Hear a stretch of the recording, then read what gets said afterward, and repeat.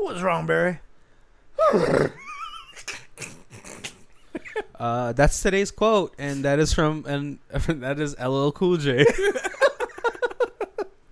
Can you guys guess the movie from that? I'll give you a $5 Amazon gift card. I know it's not a lot, but we're poor. Right. What's going on, guys? My name is Barry, And this is Colby. and this is Who Watches This.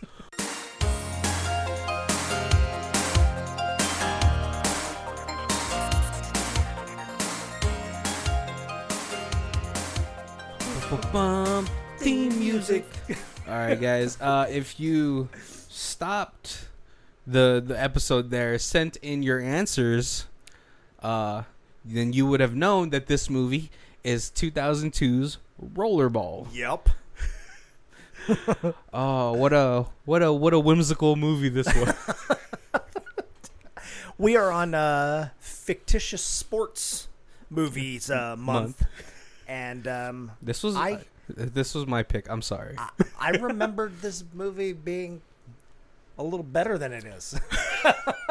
I think that just goes to show that like the early 2000s were a little shaky on good movies. Right. It's got a good cast. Oh, that is its redeeming factor, and I'm not gonna lie. A lot of this cast was really just phoning it in. Pretty much, yeah. Or do you think they were just like cashing a paycheck or something like that? I think some of them. I'm like LL Cool J. Was coming out of the rap career and going into the movie careers, and this, like, it's got the cast. It's got potential, and so I think he signed on because this should have been better than it is, right? And then it just. But yeah, it just wasn't. That's what he was. And then Klein, he's coming off of the American Pie movies. This is really like maybe his first action movie, or yeah, I think it was this. And he should stick to like romantic comedy. Yeah, or like just comedy in general. I think Chris Klein is really good at either playing like in his early career, he was probably pretty good playing like maybe a romantic lead, or like a dumb jock kind of guy, or like maybe just a simple person. As far as an action star, he wasn't so believable.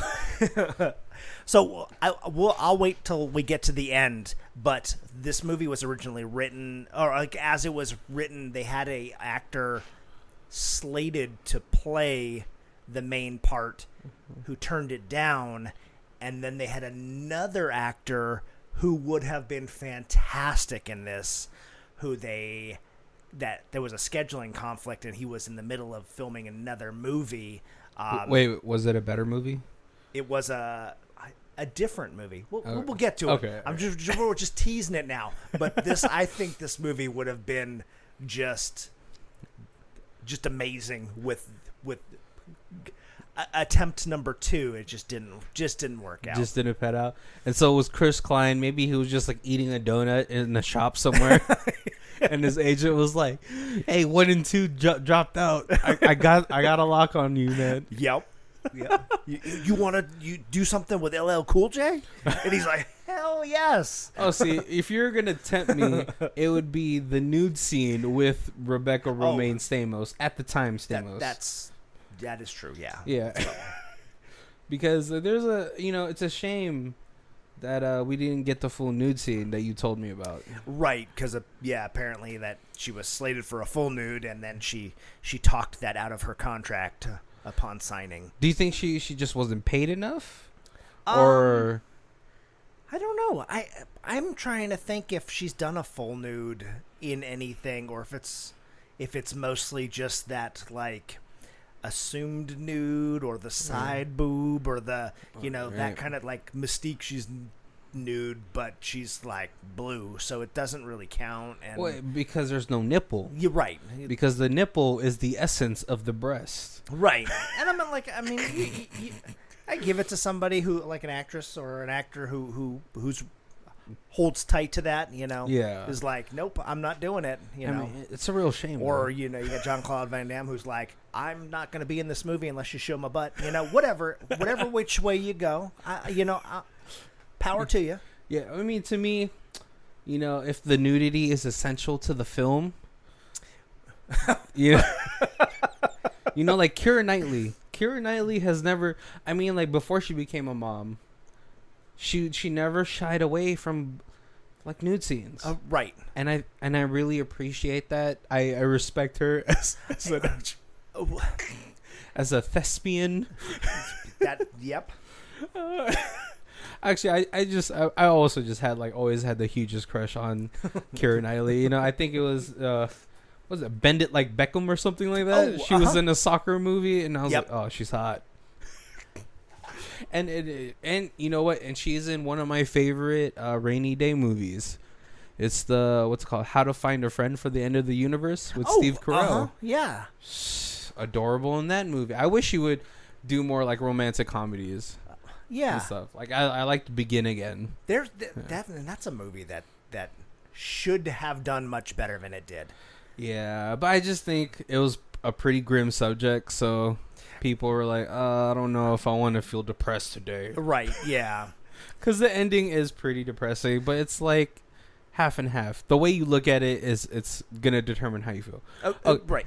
All right, so we got to get off the topic of my missed opportunity, Keira Knightley. And we have to talk about 2002's Rollerball. The plot is really thin, so we're not going to be doing our normal play-by-play of this movie. Yeah.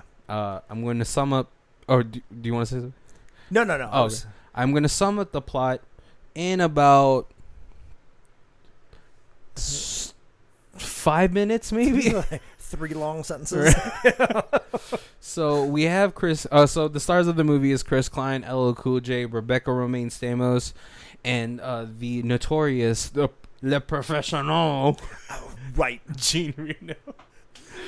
If we have French people listening to this, they're gonna be like, "That was a terrible accent." I find it offensive. Hey, well, you've heard him do. You've heard Barry do Arnold's accent, so he's not good with the accents. Yeah, they might write in that I'm never allowed to eat a croissant ever again, and that's my favorite shit right there. Right. Especially, oh man, have you ever been? Get banned from the croissants. Have you ever been to a shop when they just have it pulled out of the oven type of deal? I have not. Oh, it's so it's so good that you're gonna eat 4 or 5, and you're gonna hate yourself afterwards. Right. But you're gonna. But they're so light and flaky and buttery. All right, but yeah, so the star of the movie, I use that term loosely, it's Chris Klein. He's the main character. We meet him in San Francisco, I believe. Yeah. And they're about to go lunging. Right. Right. So from this takeaway, you see that Chris Klein is sort of like a very X Games Daredevil type of guy, where he's lunging on with a very bad haircut. I think it was pretty classic. Oh, that's true. The split in the middle from that time period, 20 years ago, I guess. But yeah, he's lunging on open streets, so there's cars whizzing by. He gets caught up by the police. He lunges. I don't know what it's called. Right. Yeah, it's a street bobsledding, basically. Yeah, street bobsledding, underneath a 18-wheeler, which was that's pretty dangerous. But out of nowhere, this Porsche comes out, and it's LL Cool J to get him out of a hot situation, which is not a good idea, because if they're like, hey, he went into that black Porsche, now let's go chase that black Porsche. Right, because there's police. They're going the wrong direction on a one-way street. The usual. Man, I hate one-way streets.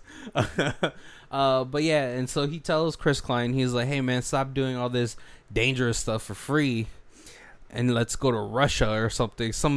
I think it's a fictitious country, because when they go to the map shots, it's Mongoloid, right, or something like yes, that. Or it's a small country that I have not heard of. Right. I wasn't great in history, unlike the world history, so right. maybe world geography. Yeah.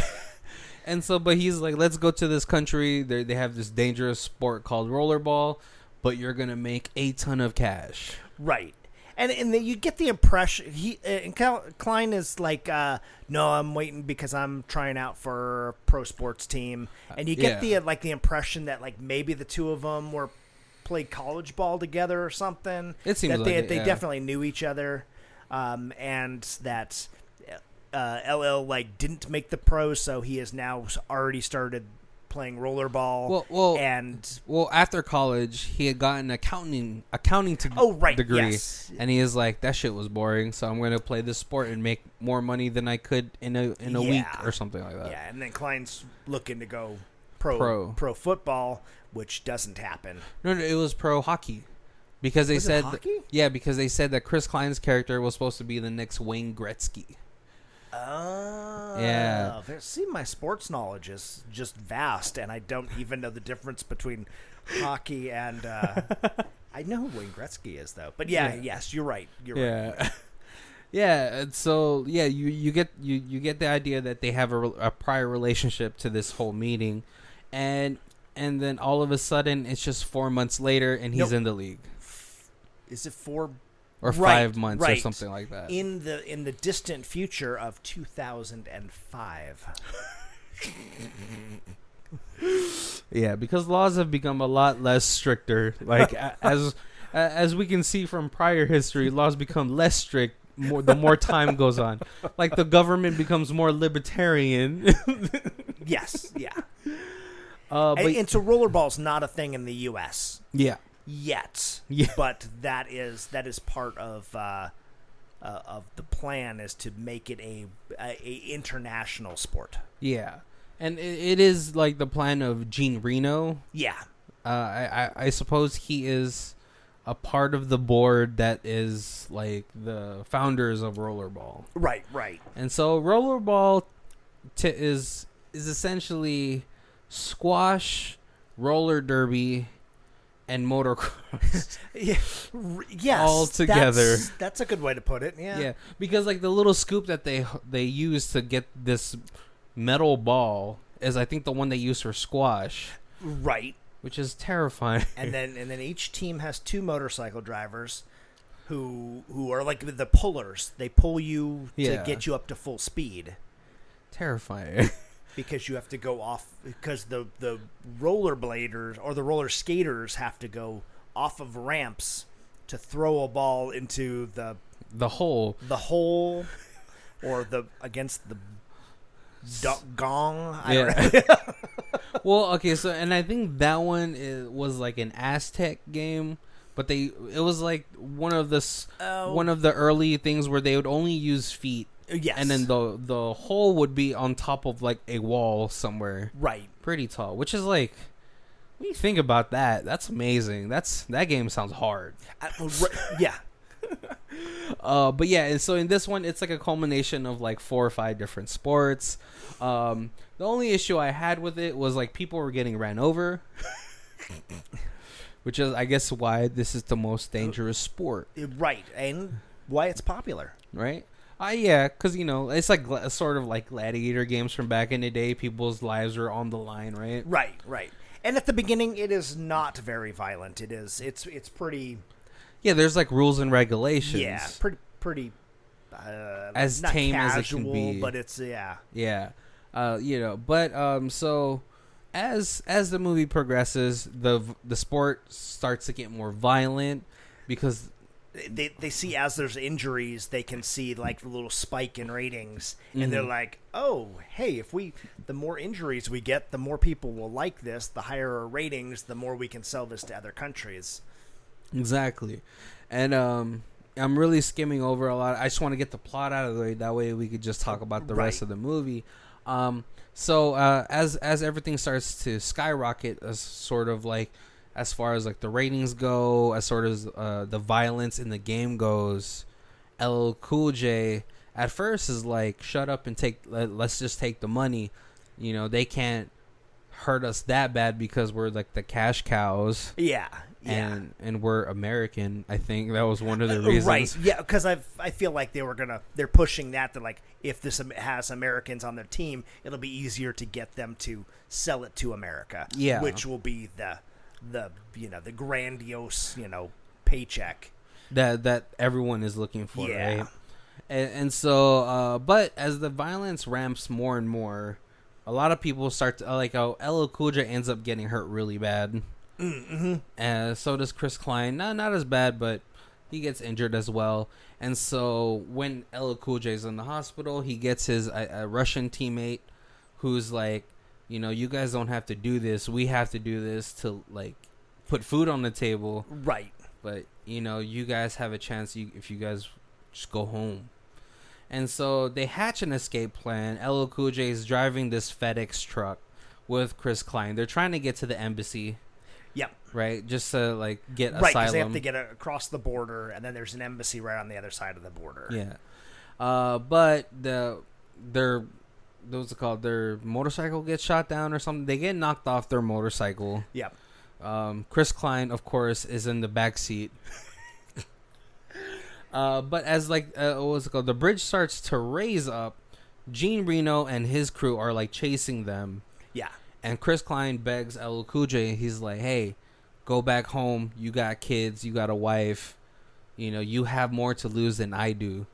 So get out of here. I'll be on a plane in the morning. Yeah. Once you come get me."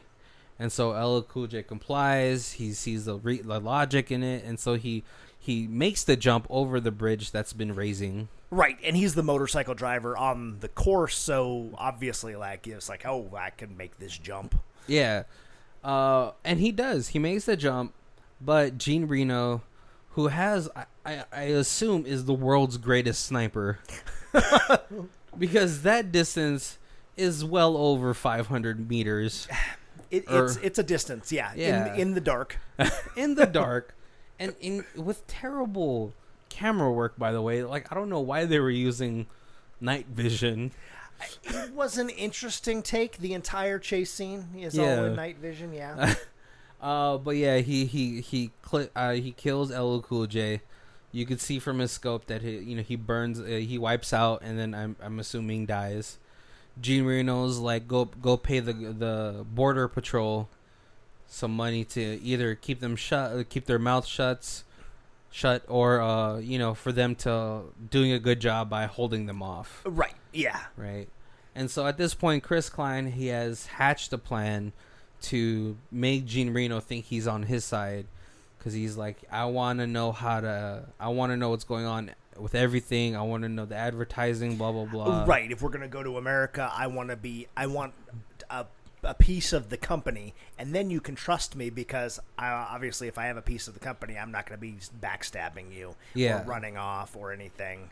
But Gene Reno does not like that plan. Right. He needs him to just comply long enough to get the ratings high enough to be able to sell it. Get the contract sold, yeah. And so during the last game, they're going up against their arch enemy, which is like someone they had fought, went up against in the first game of the movie. Right. And I guess even his team has just left him. I'm pretty sure due to pressure from Gene Reno. And so during the whole time, he's just getting beat up. Yeah. He's getting hit with the squash stick.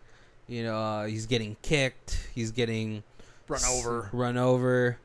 And the crowd starts to notice, hey, you guys are beating up on the most popular person in the whole sport. And so the crowd, I guess, starts to riot. Yeah, pretty much. Yeah, because it's the hometown crowd, and it's a bunch of it's like a mining town. So some of the players are like family or ex-miners. Yeah, and so they start to revolt against the association. And Chris Klein, being the main character, having the plot armor, the will of steel, the balls bigger than Godzilla, right, is still able to rollerball And he gets the metal ball, throws it against the glass, hits Gene Reno on the face, and then drop kicks him in the chest. Gene Reno is still able to escape. They have their final standoff. And then after he shoots Gene Reno's like secretary comes. Oh yeah. And he's all like, I guess he's been trying to. I don't know if they just threw it in there where he's like, yeah, you know, someone has to carry the show to keep it going on. And then Chris Klein shoots him with a shotgun.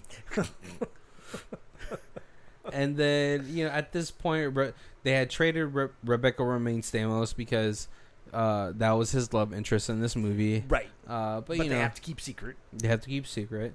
But yeah, no, like, and then she picks him up because he's super injured, super messed up, and then the movie ends. Yeah. Colby, is there anything that like you want to talk to before we get to the end, our like usual end of discussion stuff? I mean, like, action wise, like in the rollerball matches, Yeah. good. I mean, it's not a boring movie. I mean, like, that's usually like my like, that's the worst thing a movie can be, is boring. Mm-hmm. And it wasn't. So, so like the only redeeming factor of this is like the actual when they actually play the sport. right. That is probably the best part because, you know, it's everything you like to see. Like in hockey, there's like fights, there's scoring. Yeah, it's like, I feel like it's almost like professional wrestling. Yeah. Like, Except people are getting ran over. yeah, whatever. Didn't Stone Cold Steve Austin run somebody over with a beer truck? I don't know. Well, I know he hit somebody with a milk truck with the milk, not the actual truck. Yeah. Yeah, like the best parts of this film is it's going to be the high octane sport that they're playing. The only thing that took me out of it was when they tried to build a somewhat of a story. Yeah. Because, like, so the moment you knew that, like, okay, the association is trying to get higher numbers with, like, more violent plays is when one of Chris Klein and LL Cool J's teammates gets hit with the metal ball during the first game. Right. You know? And so, of course, everyone's upset. All the teammates gather around to, like, stop the game and help him and all that stuff. But I felt like there should have been some sort of character development lead up to that point. That way... So you cared that person...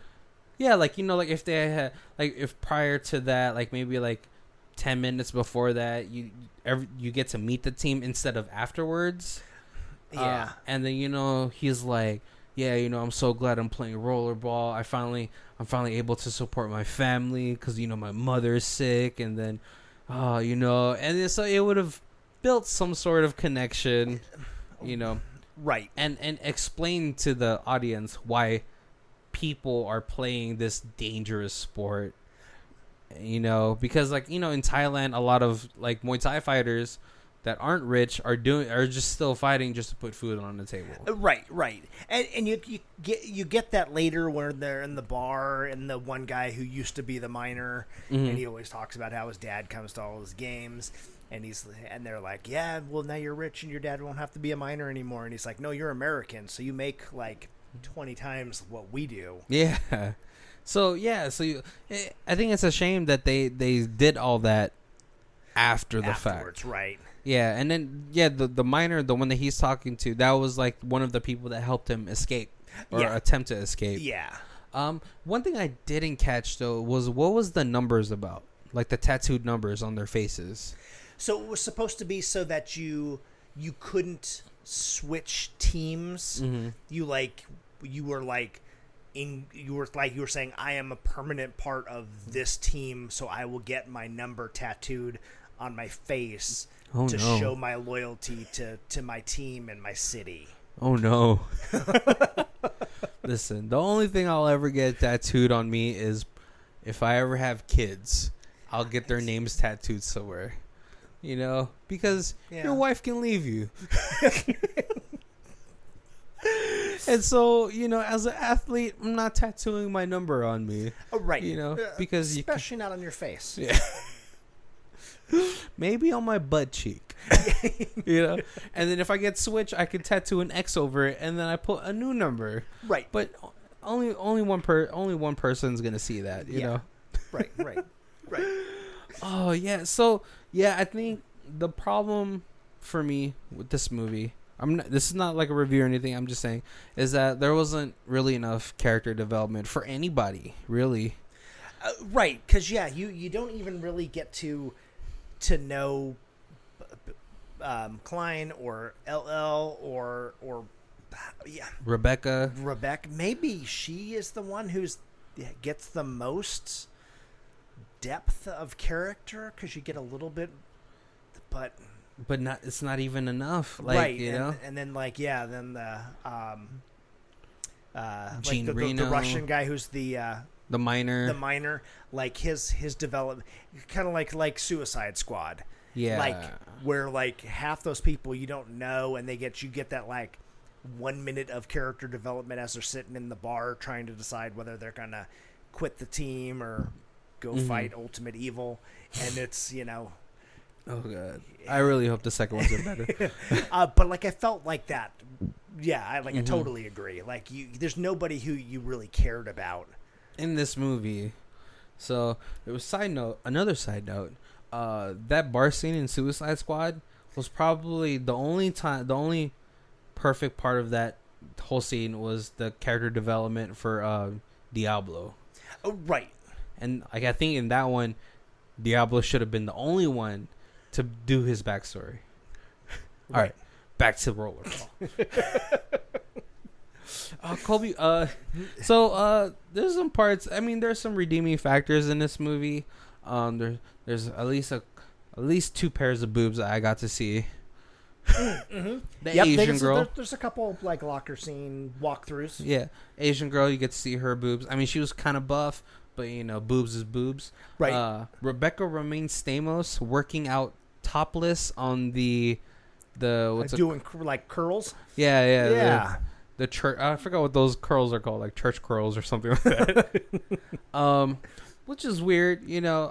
I don't know if like you know if you're on a team that you exactly want to just be laying genitalia and stuff on like workout equipment. I mean, I wouldn't mind if it was like Rebecca Romaine Stamos. Right, and it is right after the match, so everybody's sweaty and disgusting. Extra sweaty. So that's, yeah. Well, I guess she's getting the workout in, so then she could take a shower. But then her and Chris Klein smash, and so she's like extra vinegary.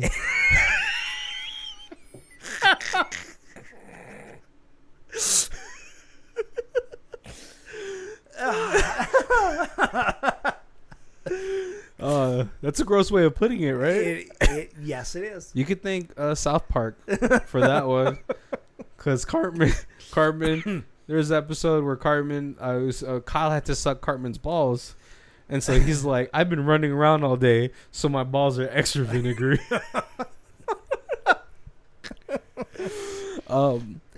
Damien, you know, this is where this is the movie's attempt to show that there's some sort of romantic connection. Right. But obviously Chris Klein has never been to her place because he's like, hey, by chance, are we ever going to be able to do this with somewhere on a bed, you know, with sheets? Right, because they're doing it like in a steam room, like in the middle of the night. Jesus, you might get a heat stroke. Right.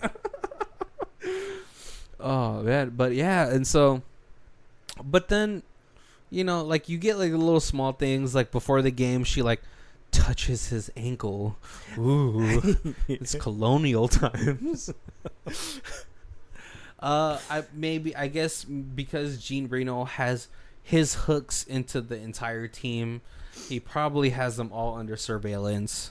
Right. And he doesn't want any part of the team fraternizing with one another, I'm guessing. Right. And also it's like I guess because they're starting to get the league is starting to become dirtier and dirtier. They don't want they want to kind of keep it secret because they don't want, like to use it against each other. Mm-hmm. It's like, oh, and they end up finding out, and then they trade her to another team because they're like, oh, she's your woman, so we're going to take her away from you.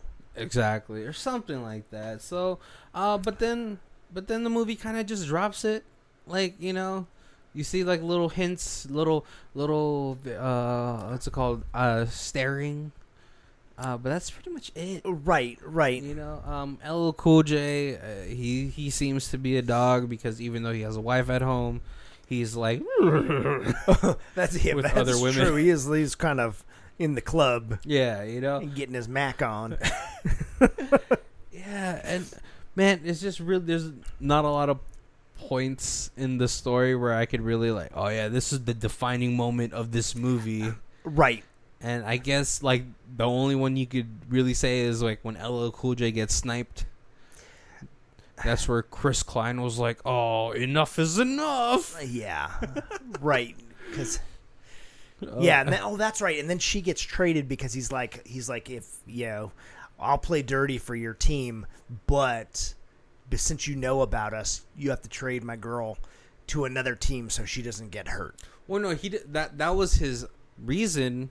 But the way he expressed it to Gene Reno was like, yeah, she's getting too clingy. Oh yeah. Yeah, you're right. He plays it like he's done with her. Yeah. I mean, and he's trying to play it off. But man, if I was Gene Reno, I would have just saw clear through that. Oh yeah, no, he does. But pretty much because when she goes to her new team, she has a number tattooed on her face. Right. Which is just... And it's like... It's right underneath the eye. I don't know. Yeah, I feel like that hurts. Soft skin that you're not going to want to get it lasered off. Oh. No, you just put more tattoos on top of it. Like, you tattoo it skin colors. That's one thing I always wonder. How come people just don't tattoo it their skin color? Is that possible? Maybe not. Because not over black or over a dark color. Oh, maybe. You know what? Then she should have just like, oh yeah, this eye doesn't get a lot of sleep. And she already has the scar over the other eye. Oh, and then it kind of matches, Right? Because this one has to always stay. This one has to always stay closed, so this one gets tired a lot. Oh, Kobe, did you have any favorite parts for this movie? Besides the boobs. Boobs weren't bad.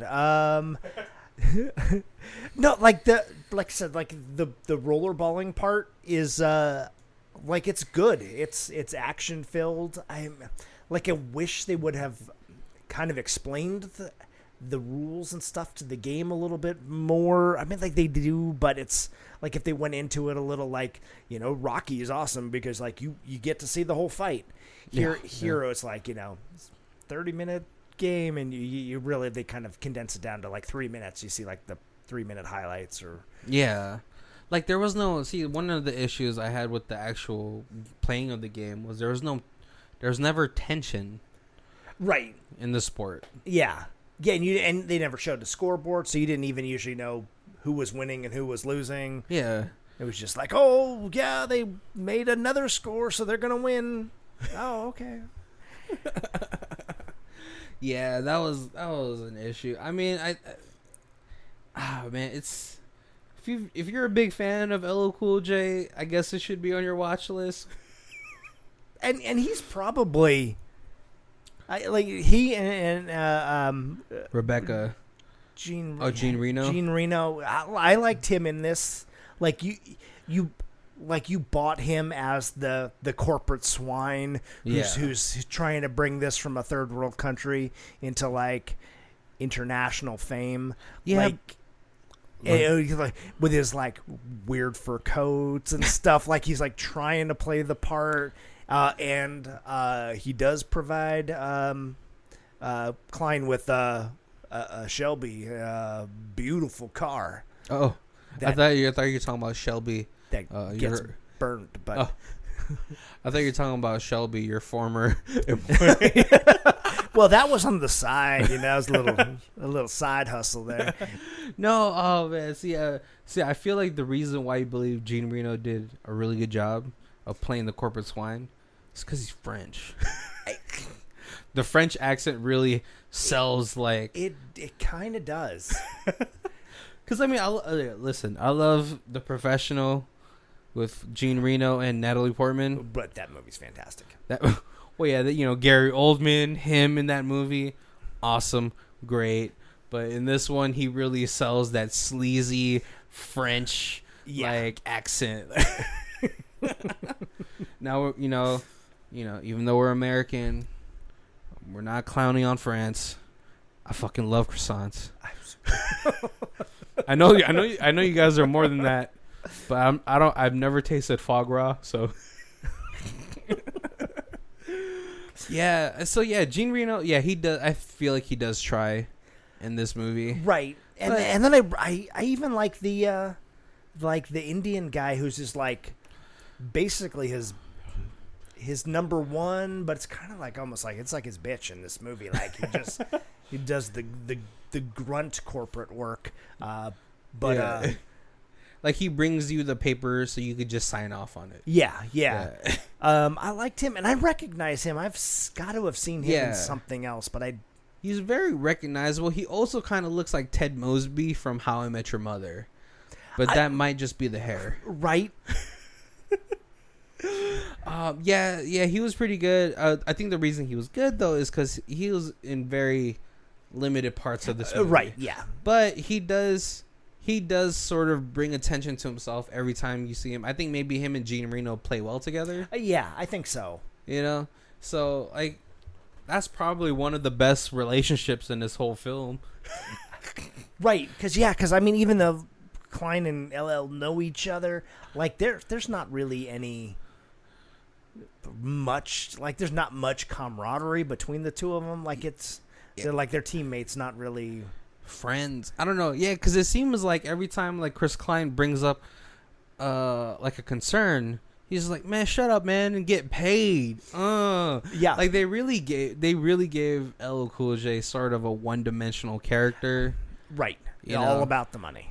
Yeah, because then so later you find out LL Cool J used to be an accountant, and he's like, yeah, man, but I make more in one day than I could make as an accountant in like a whole year. Yeah.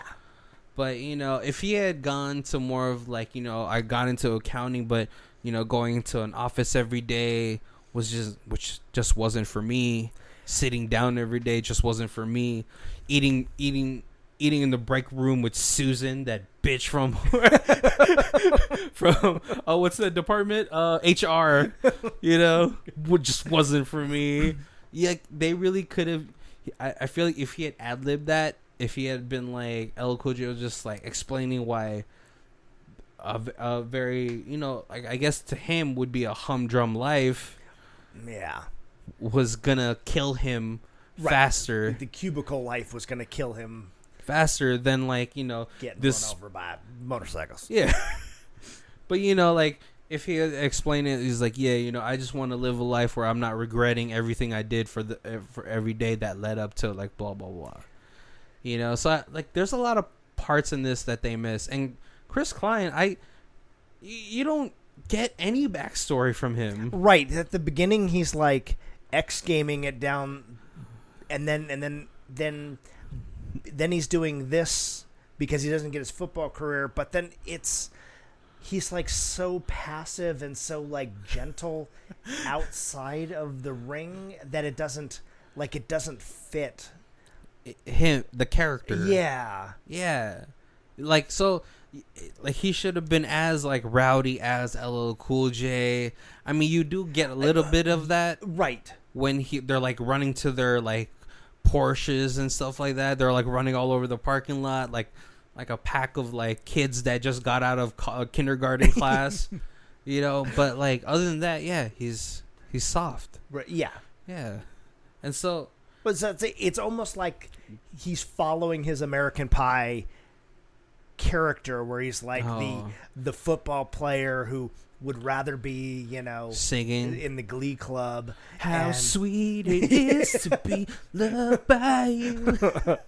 Yeah, like it's almost like maybe he's a one-dimensional actor, and like that's just his part he plays. Right. I mean, yeah, because I think after this movie, he doesn't really do any other action films. Oh, right. I mean, he was like, as we saw in The Flash, as Cicada, and but that's like a 16-year difference before he got into anything that was action oriented. Right. And that's CW action, so it's still like it's pretty Power Ranger. Yeah. I was gonna say Buffy, but oh yeah, there you go, Buffy. That's a better, yeah. But hey, don't clown, because I love me some Angel.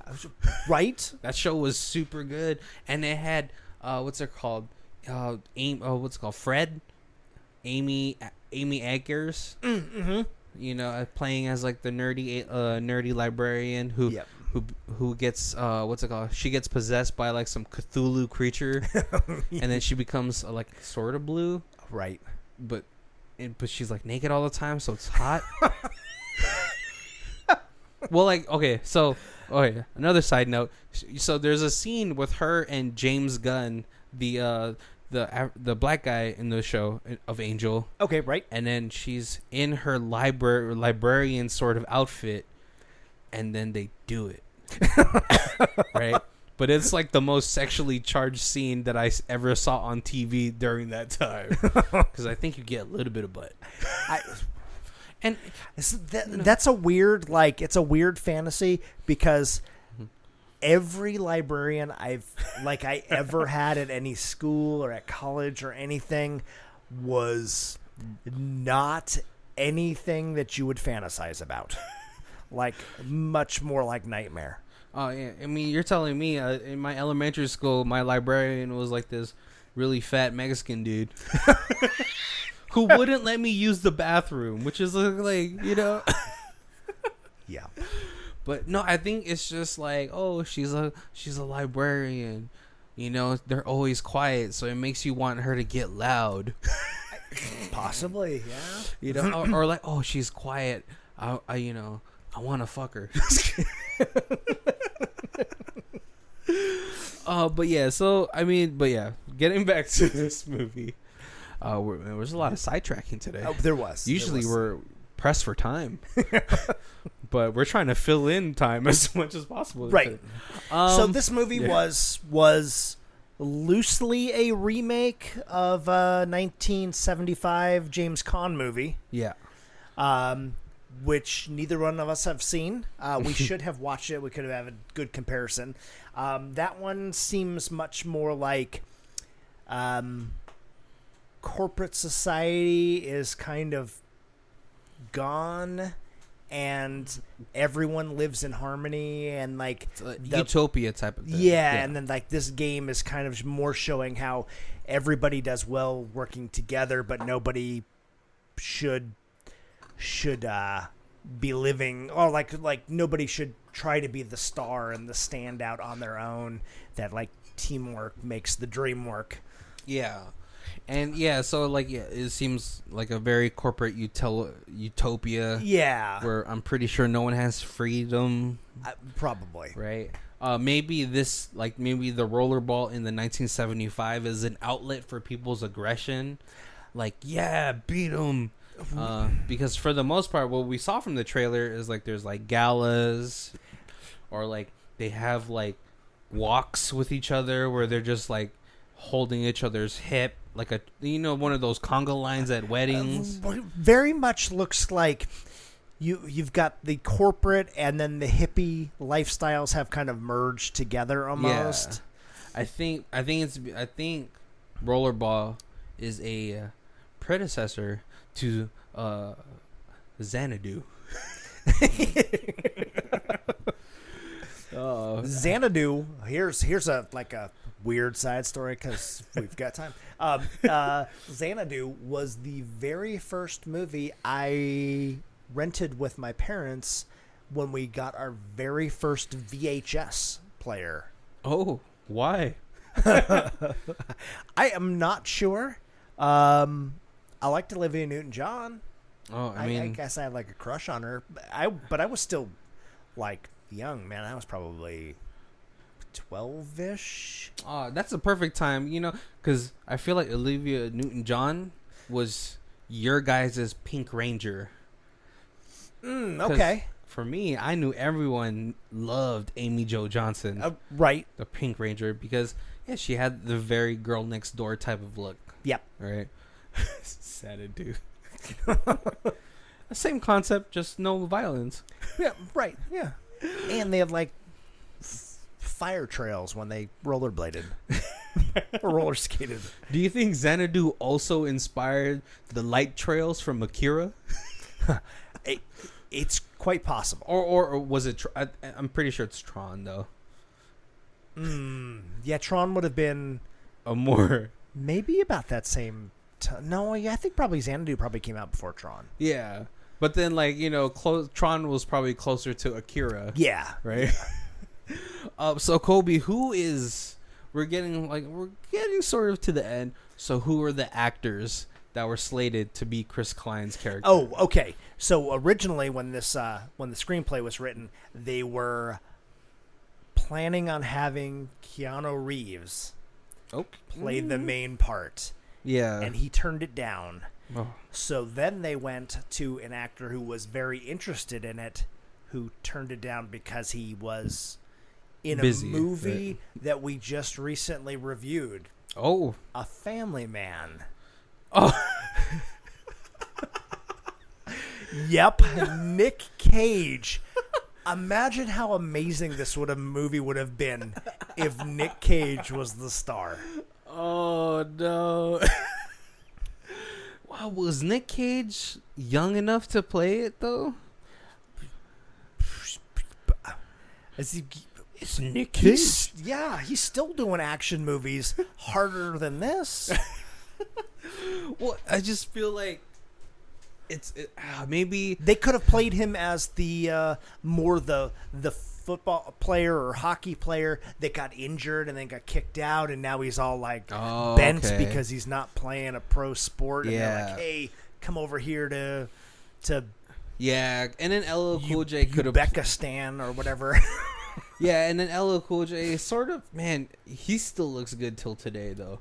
But yeah, he could have looked around the same age as Nicolas Cage. Right. Yeah.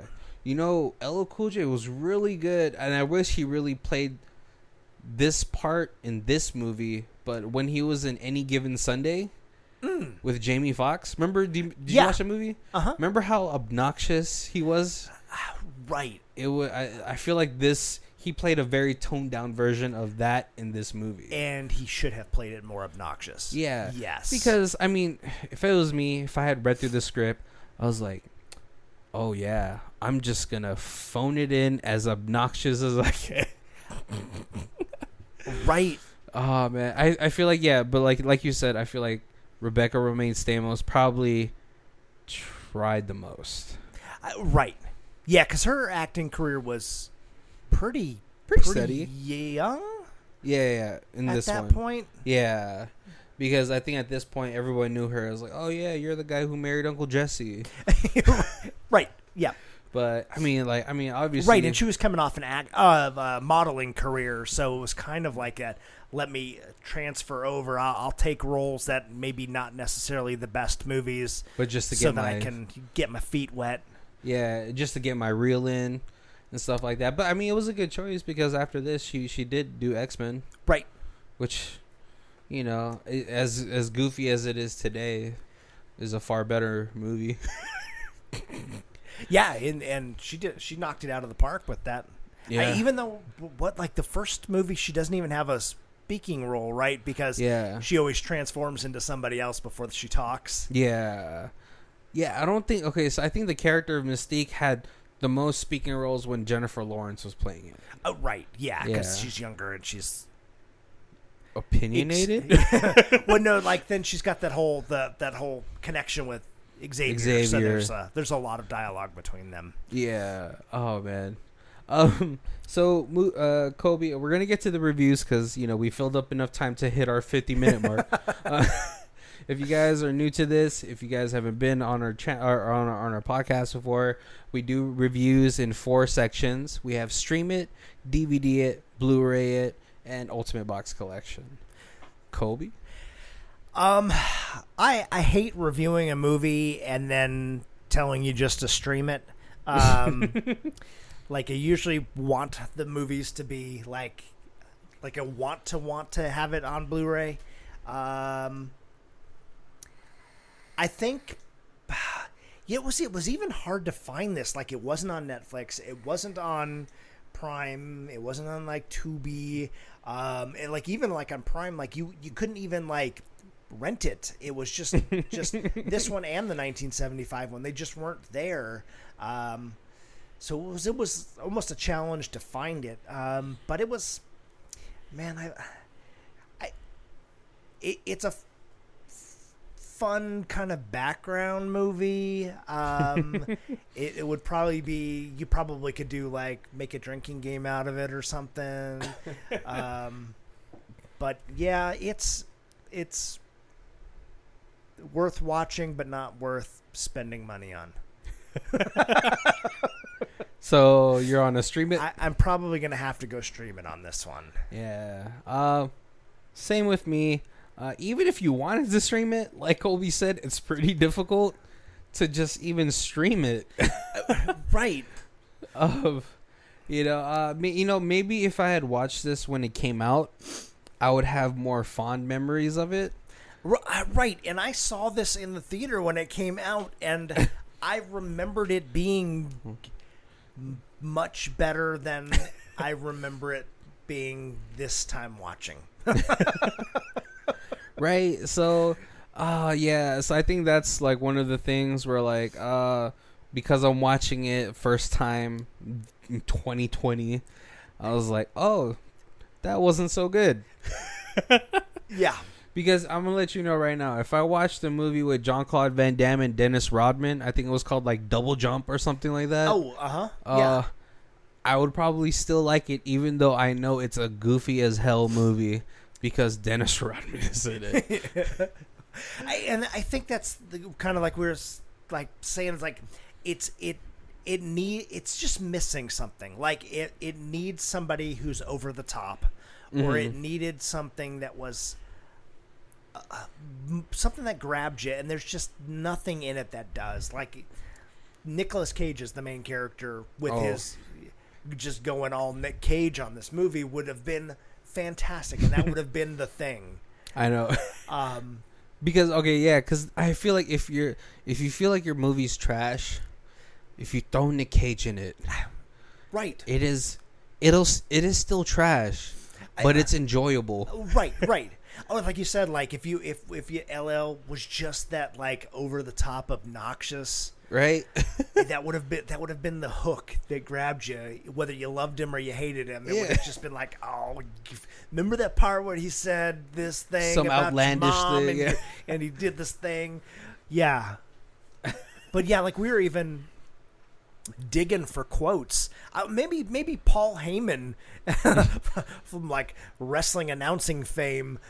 He was the American announcer for it. He was great in this movie, and yeah, he may have been the best part. Like he's only in it like maybe 5 minutes total. He probably just did everything in one day. Probably, but yes, yeah. Like every time it got to him, he's that super over the top, super obnoxious announcer, and like you were like stuck on what he was saying. But then they kind of got back to the game, and it was like do. Well, because Paul Newman, he has the perfect personality for like this sort of type of sport. Like that's why he's so good in wrestling, right? Because love him or hate him for his like contacts, like when he's speaking, just like Jerry Lawless or Jerry the King Lawler. Oh, yeah. No matter how much you hate what he's saying, he's still funny. When you pair him, so same with Paul. Yeah, Paul. Yeah. He was probably the best cast in this. Right. Oh yeah, because if they would have had a boring announcer, that it would have been another notch in the coffin on this. Yeah, so yeah, like Colby said, if they had someone over the top, or if they had at least just given Chris Klein a good backstory, right, then like it would have made me feel for him so much more. Like when he was getting beat up, he's like, "Oh man, come on, get up," you know. And I think that's what Sylvester Stallone does. He makes you want to root for underdogs. Oh, right, you know? Right. But even in this, Chris Klein is already top of the game, so he's not an underdog. Yeah, and they don't emphasize the beating that he's getting at the end when everybody kind of shuns him. Yeah. Because you're not like, oh my God, he's really like, he's got this heart of steel that he's like, he keeps trying to play the game even though he's the only one out there. Like it just kind of gets glossed over, and it's just like, oh, he's getting beat up a little bit. His teammate hates him. Yeah, and then like the one that really pulls you back into it is like, oh, the crowd starts to show concern for him. Right. So like, see, even just that little part of like, oh, he's like this town's hometown hero. Yeah. You know, like, and he's getting treated unfairly, and they're rallying behind him because, you know, maybe he is their one source of enjoyment for this sport and all that stuff. And it really, like, if they had just put more situations, more scenes like that into this movie, it would have been a more cohesive film. Yeah. You know, because, like, oh, man, I'm really trying not to say, like, because even with the minor who's on his squad, he's happy just to be there, even though he's not making as much money as Chris Klein. Yeah, it's his job, and he's playing as the best he can. Yeah. And it's kind of this, like you said, it's almost like it's the hometown sport now. It's the sport that everybody, like, these people don't make any money, but they're like gambling more than the gross national product, kind of like. Oh yeah, like the scene where he's drinking some sort of Gatorade. Yeah, and they're like, "Hey man, you got to drink it, but the other ways." So the label shows to the camera. Yeah, and then all of a sudden there's like already a commercial like, yeah, Jonathan Riley, I forgot his name. Chris Klein drinks this. You should too. So I think they really dumbed down the corporate involvement of this. And that could have been another way to go, is if they really emphasized the corporate involvement versus the players. Yeah. I mean, I think that maybe would have been a more grasping, like a more intriguing way to go. Yeah, I mean, we've seen other movies do it, but I think this is that's definitely one way they could have gone. All right, guys, we're coming to our hour. We filled it up with random stories of sexy librarians and unattractive librarians. Right, yeah. I hope you guys enjoyed the show. You know, we usually don't like to just trash on the movie the whole hour. Right. And like I said, there's redeemable things about this, and it's entertaining. It's not boring, so like that's always like the kiss of death to me, is like if a movie's boring. And it's not. So I mean, like, it's worth a watch. Yeah, to me, this movie felt like Passion of the Christ, where I was like, I have to watch it once. You know, being a Catholic and all that stuff.